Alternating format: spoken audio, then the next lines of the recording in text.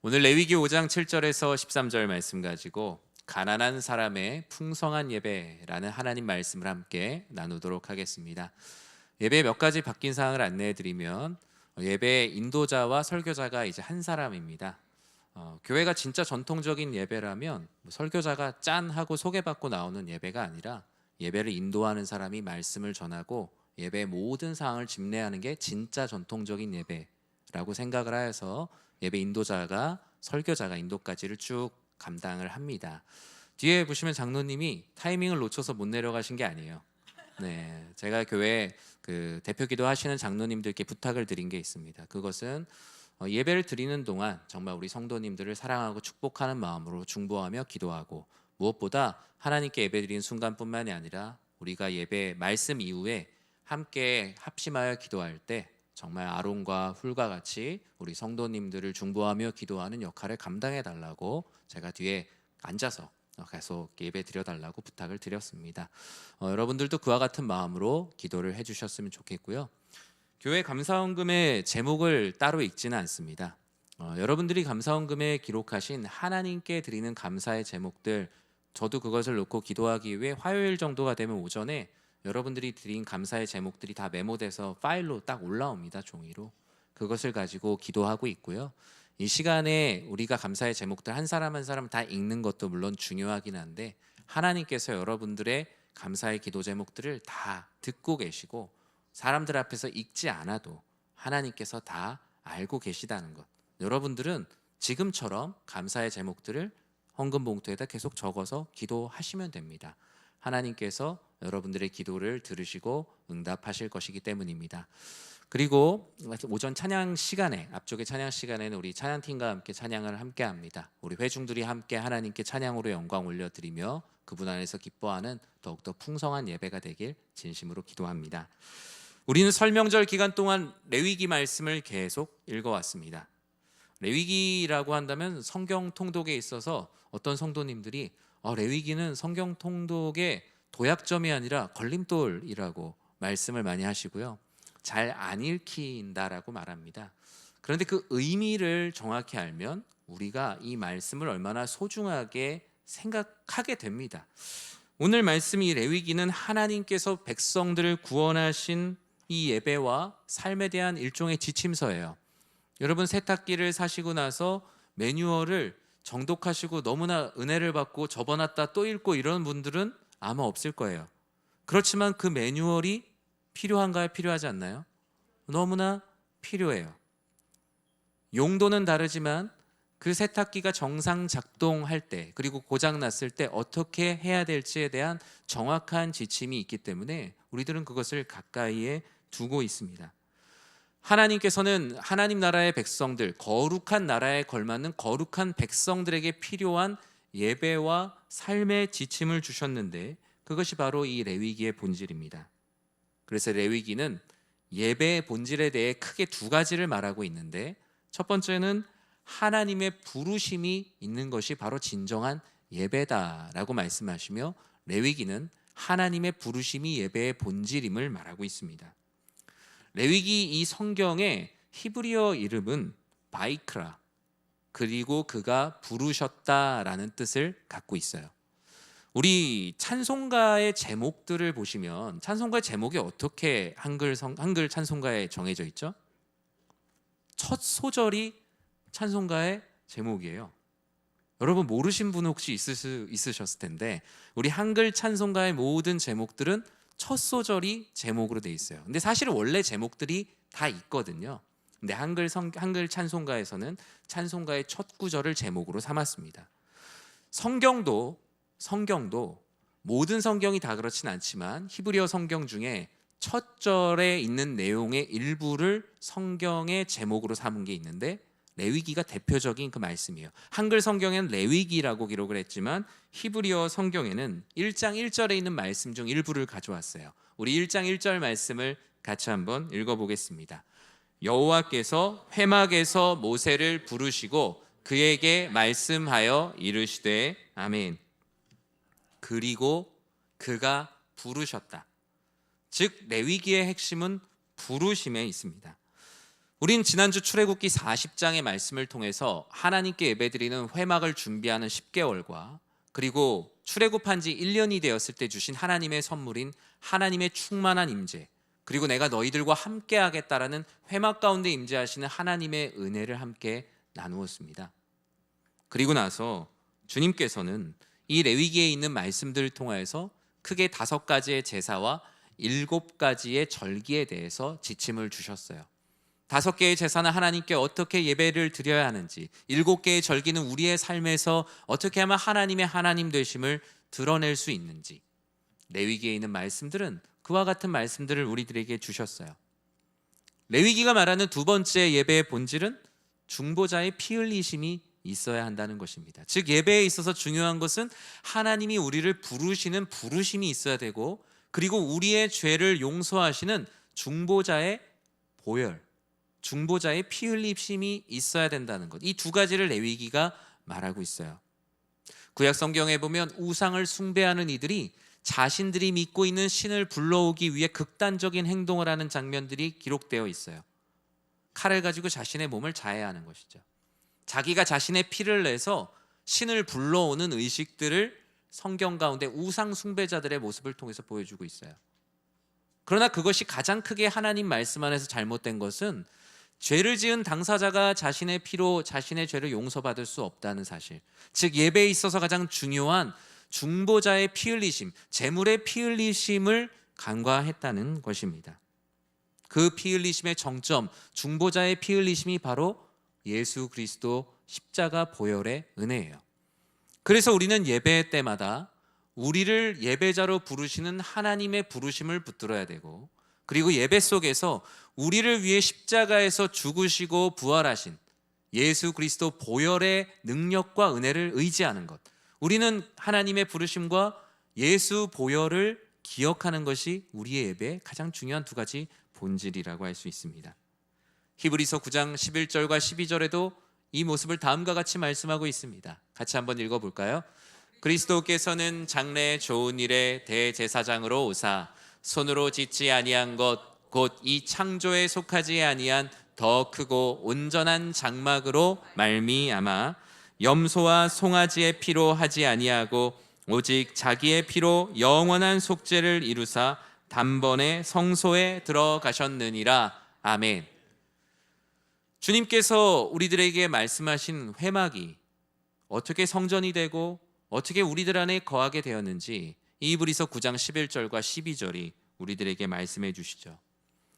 출애굽기 40장의 하나님의 충만한 임재가 위로부터 내려오는 하나님의 은혜라면, 이 하나님의 은혜에 대한 인간의 반작용이 바로 예배죠.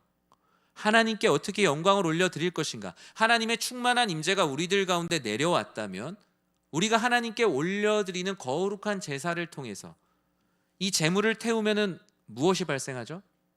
연기가 발생을 해요. 그래서 성경에서 이 하나님께 올려드린 거룩한 제사를 통해서 발생되는 연기는 하나님께 올려드린 영광이요 우리의 예배를 상징하는 상징이자 실제예요. 그래서 성경에서는 하나님께 제물을 드릴 때 그 타오르는 연기를 항상 말하고 있고, 그 가운데 발생하는 향기를 하나님께서 기뻐하셨다.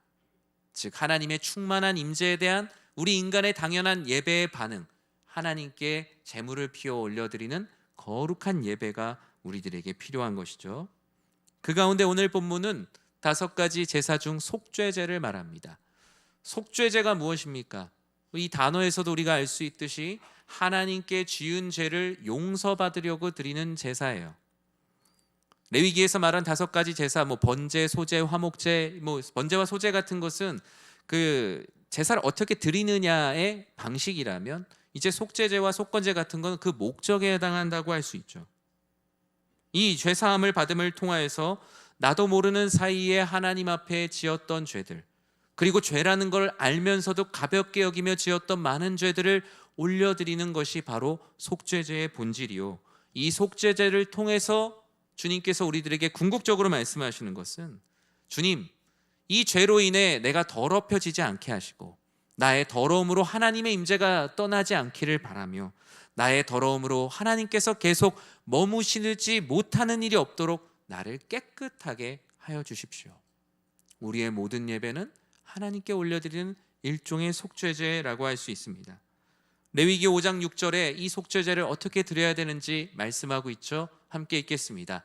그 잘못으로 말미암아 여호와께 속죄제를 드리되 양떼 암컷 어린 양이나 염소를 끌어다가 속죄제를 드릴 것이요 제사장은 그의 허물을 위하여 속죄할지니라. 아멘.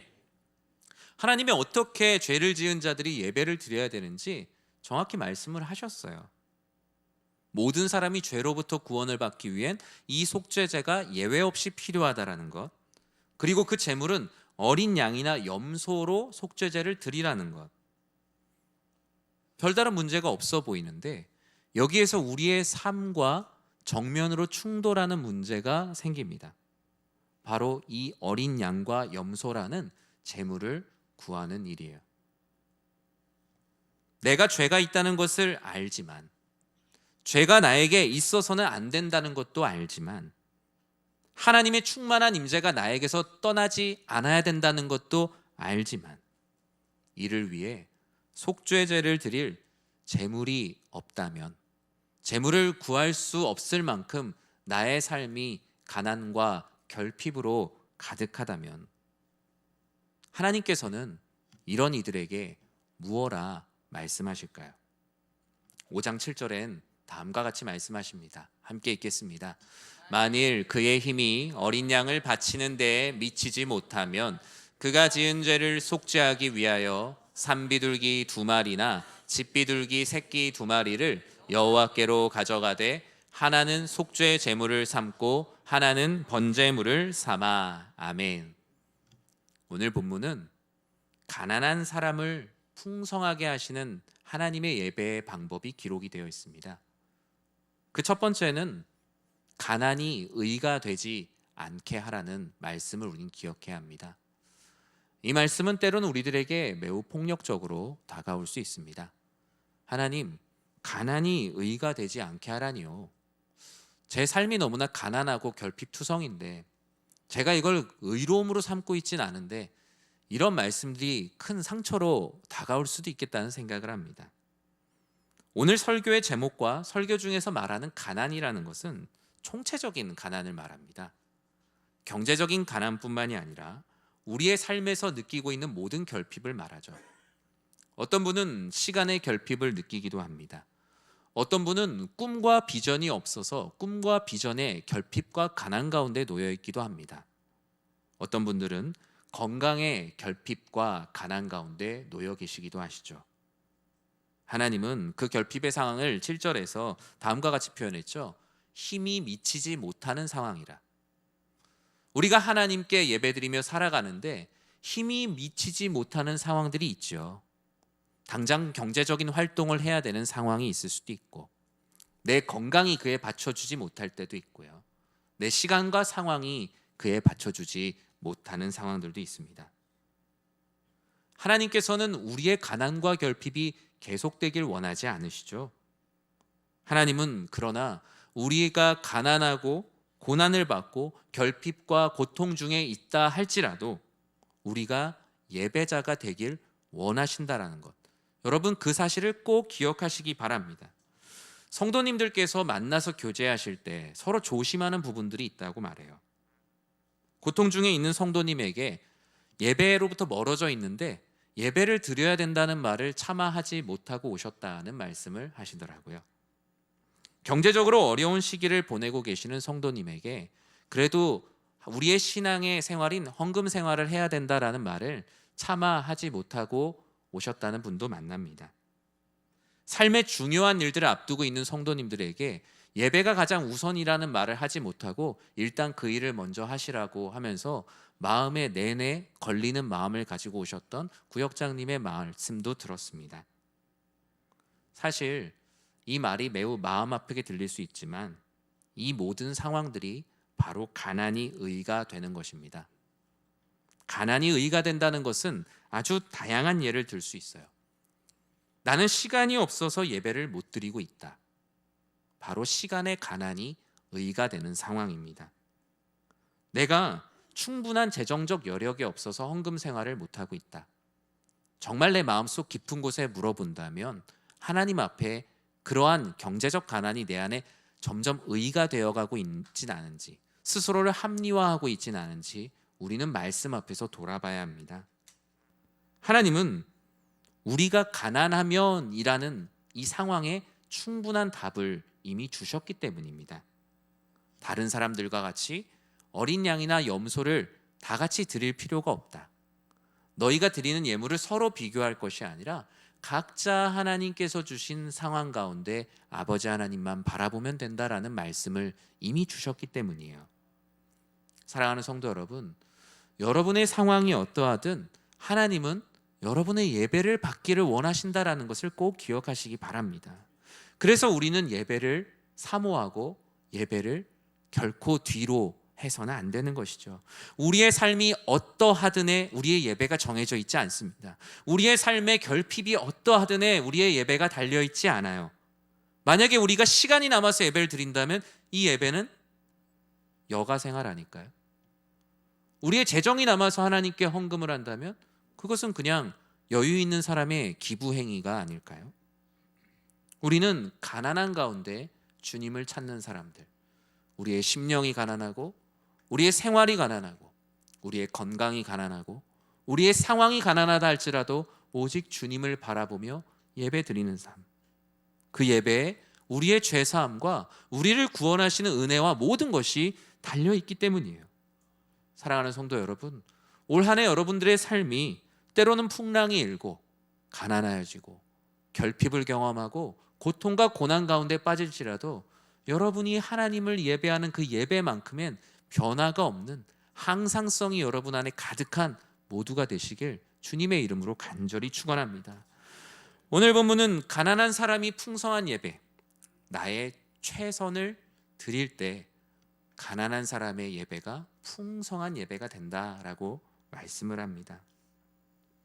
성경은 우리들의 마음을 어쩌면 깊이 후벼 파는지도 모르지만 가난하다고 봐주지 않습니다. 이 말은 무엇입니까?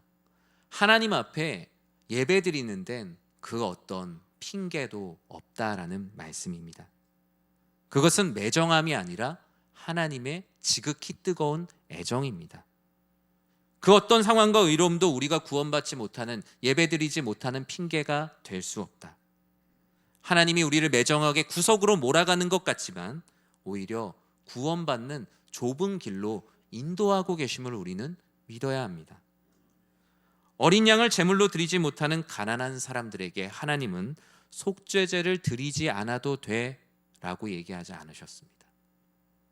배려하지 않은 것일까요? 결코 그렇지 않죠. 하나님께 예배드리는 그 예배가 그 영혼을 위한 최고의 배려이기 때문입니다. 시간이 없다고 예배를 뒤로 하거나 경제적 여유가 없다고 하나님께 드리는 것이 내 안에 멈췄거나 그 모든 것을 하나님께서 기뻐하지 않으실 뿐만 아니라 우리의 삶의 가난과 결핍이 해결되지 않는다라고 말해요. 하나님은 산비둘기, 집비둘기 새끼들을 여호와께로 가져오라고 말씀하셨어요. 이는 하나님이 부족하셔서가 아니죠. 아버지 하나님께 너희 안에 죄가 있으면 안 된다, 너희는 하나님을 예배해야 된다라는 그 본질이 가장 큰 축복이라는 것을 알려주고 싶으셨기 때문입니다. 그런데 그보다 더 어려운 상황이 올 수도 있잖아요. 레위기 5장 11절 상반절엔 주님께서도 이와 같이 말씀하셨어요. 같이 읽어볼까요?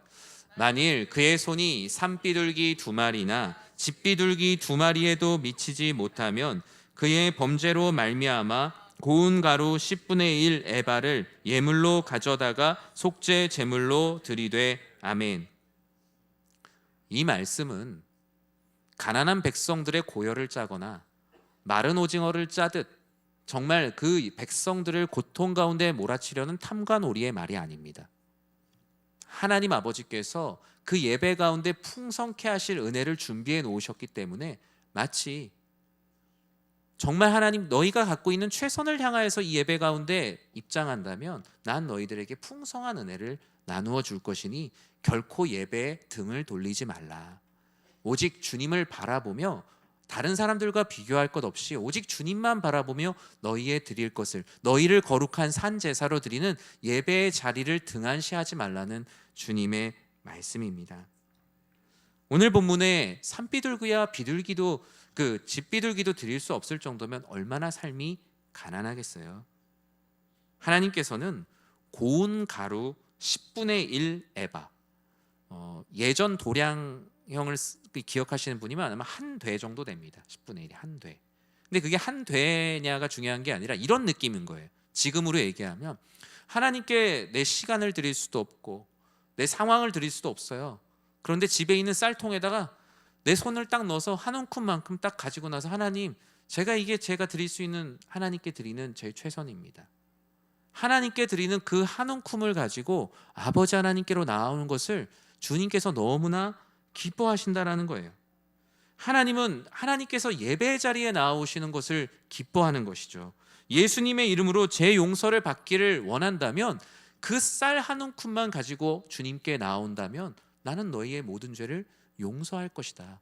너희들을 풍성케 하실 것이라는 약속. 그것이 바로 오늘 본문 가운데 담겨 있는 것입니다.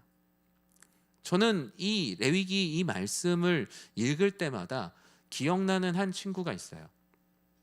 군 전역을 하고 복학을 하기 전까지 어르신들이랑 아동복지관에서 제가 봉사활동을 했거든요. 8개월 정도 있었어요. 제가 하는 일은 이제 독거 어르신들 생일잔치. 제가 되게 텐션이 낮은 사람인데 독거 어르신들 생일잔치를 하는 게 저로서는 되게 쉽지 않은 일이었는데 되게 많은 은혜를 받았습니다. 그리고 혼자 사는 아이들 도시락을 갖다 주는 일이었어요. 생각보다 혼자 사는 아이들이 많아요. 특히 지방 소도시에 가면 이렇게 정말 이렇게 법적으로는 같이 있는 것 같지만 실제로는 방치된 아이들이 많아요. 어느 날 어머니께서 아이를 데려오라고, 도시락 배달하던 집 아이 중에 아이를 한번 데려와서 저녁 식사를 대접하고 싶다고 말씀을 하셨어요. 집에 데리고 와서 된장찌개를 팔팔 끓였어요. 그날 토요일 저녁이었어요. 기억이 나요. 어머니가 된장찌개를 막 끓이시고 옆에서 삼겹살을 막 구우셨어요. 아침을 안 드시고 오신 분들 지금 아마 상상이 막 되실 텐데, 뭐 평범한 가정의 평범한 식사잖아요. 그런데 이 친구는 마음이 참 가난했죠. 누군가에게는 그 평범한 그 식탁이, 저는 아직도 기억나요. 이 3학년이었는데 그 아이가 그 밥상 앞에서 대성통곡을 했어요. 그래서 저랑 저희 어머니, 아버지, 저희 동생, 우리 모두가 이 밥숟가락을 들지 못하겠더라고요. 우리에게는 매일 있는 그 밥상이 이 마음이 가난한 이 한 영혼에게는 눈물을 펑펑 쏟을 수밖에 없는 그 식탁이었던 거죠. 우리의 예배도 그렇습니다. 우리의 예배도, 우리 안에 나의 자랑과 교만함 가운데 나오면 진수성찬이 차려져 있어도 감동이 없죠. 그러나 우리가 하나님 앞에 늘, 주님, 난 너무나 가난합니다. 주님, 난 너무나 연약합니다. 내 신앙도 너무나 부족하고 지금 하나님께 드릴 수 있는 나의 삶이 너무나 주님 앞에 정결치 못합니다. 그러나 그 가난함으로 주님 앞에 나아오는 그 마음을 주님께서 기뻐하시고 그 예배 가운데 풍성한 은혜를 더하여 주신다라는 거예요. 저는 그 다음 날에 있었던 일을 사실 더 잊지 못합니다. 그 다음 날이 됐어요. 다음 날 이제 저녁을 먹고 아이가 집에 갔다가 이제 교회를 오게 됐죠. 교회로 오게 됐는데 아이 입장에서는 교회에 가면 하나님께 헌금을 한다는 걸 알고 있었던 것 같아요. 근데 이 친구가 돈이 없는데 예배 시간에 헌금을 하더라고요. 예전에 이게 헌금 바구니를 이렇게 돌렸었잖아요. 근데 저는 그때, 저도 어릴 때 항상 걱정이 됐었던 것 같아요. 다른 친구들은 이게 1,000원을 헌금하는 친구가 있었는데 전 1,000원을 헌금할 수가 없었거든요. 그런데 교회 헌금함은 애석하게도 플라스틱 통이었어요. 동전을 헌금하는 친구와 지폐를 헌금하는 친구가 확연히 구분이 되는 거예요. 저에겐 그게 항상 어릴 때부터 기억이 많이 남아있어요. 그래서 이 동전을 어떻게 하면 소리가 안 나게 내려놓을 수 있을까? 가난한 사람의 마음이죠. 근데 이 친구가 헌금을 한 거예요. 너무 궁금했어요. 나중에. 그래서 아니, 너 어떻게 그렇게 헌금을 했어? 그랬더니 그 얘기가 너무 충격적이었어요. 집에 가서 다음날 교회를 간다고 하는데 교회 가면 하나님께 헌금을 한다는 걸 알고 있었어요. 이 친구가 집에 있는 긴 자래 가지고 집 안에 있는 장롱 밑을 다 훔치기 시작했어요. 예전에 장롱 밑이나 장판을 들면 가끔 100원짜리나 운이 좋으면 500원짜리가 있었거든요. 그런데 그 가운데 100원을 찾은 거예요. 그 자로 집에 있는 모든 장롱 밑을 뒤져서 100원을 가져와서 헌금을 한 거예요. 저는 그런 생각이 들어요.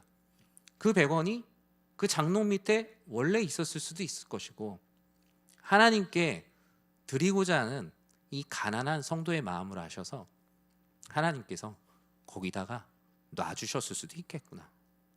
저는 그때 그런 생각을 하게 되었어요. 말씀을 맺습니다. 예배가 무엇이냐라고 말한다면, 오늘 레위기 5장을 통해서 말씀드린다면 가난한 자들의 속죄제가 바로 예배입니다. 예배 가운데 우리는 지극히 가난한 마음으로 나와야 합니다. 그러할 때 하나님께서 나를 가난함으로 고백하는 만큼 풍성함으로 채워주시기 때문이에요. 여러분, 가득 찬 양동이에 더 이상 뭘 담을 수 있습니까? 내 의로 가득한 양동이에 하나님의 은혜를 담을 수 있습니까? 내 의를 모두 다 비우고 지극히 가난한 마음으로 하나님께 예배를 드릴 때 하나님께서 그 가난한 만큼 풍성함을 더하세요. 그것이 바로 사도 바울이 고백했던 약할 때 강함 되신다라는 말씀이 아니겠습니까?